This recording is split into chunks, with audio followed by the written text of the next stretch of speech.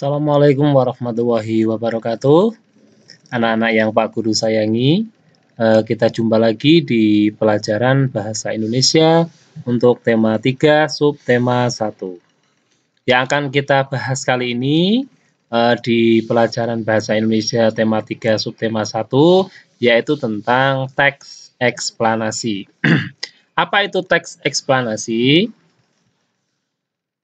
Teks eksplanasi adalah sebuah teks yang berisi tentang proses-proses yang berhubungan dengan fenomena-fenomena alam, ilmu pengetahuan, sosial budaya, dan lainnya.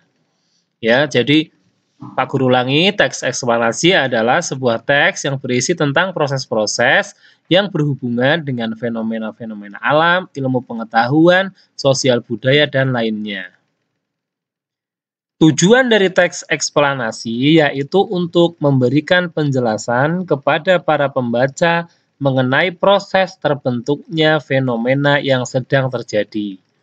Pak Guru ulangi, tujuan dari teks eksplanasi yaitu untuk memberikan penjelasan kepada para pembaca mengenai proses terbentuknya fenomena yang sedang terjadi.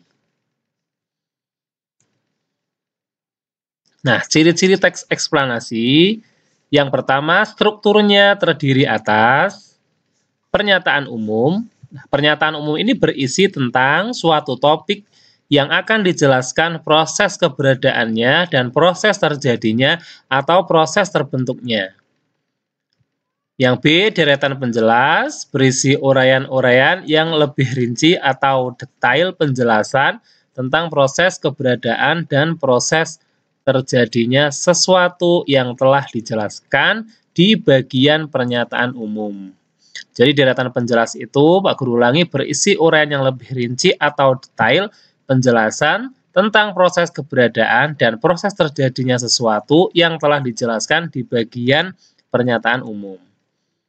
Yang C, penutup, berisi tentang kesimpulan atau pernyataan tentang topik yang telah dijelaskan. Yang kedua, informasi yang dimuat berdasarkan fakta atau kenyataan. Yang ketiga, fakta tersebut memuat informasi yang bersifat ilmiah. Jadi teks eksplanasi itu sifatnya bersifat ilmiah, fakta, atau kenyataan.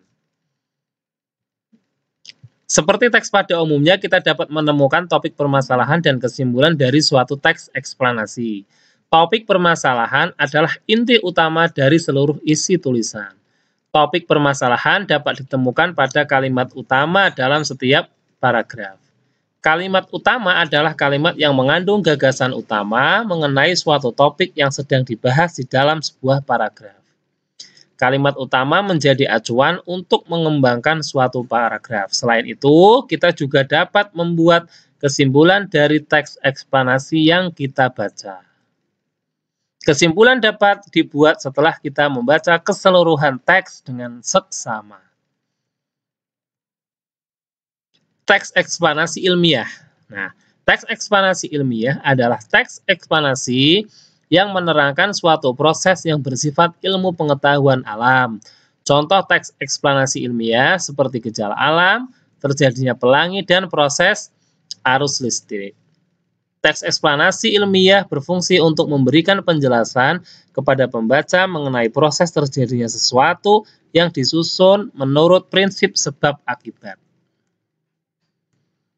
Nah, teks eksplanasi ilmiah terdiri dari pernyataan umum atau pembukaan, deretan penjelas atau isi, dan penutup atau kesimpulan. Bagian pernyataan umum berisi informasi singkat tentang apa yang akan dibicarakan atau diinformasikan. Bagian deretan penjelas berisi urutan uraian atau penjelasan tentang proses dari peristiwa yang terjadi dan dijelaskan secara bertahap atau berurutan. Bagian penutup adalah kesimpulan yang berisi interpretasi atau pendapat singkat penulis tentang topik yang dijelaskan.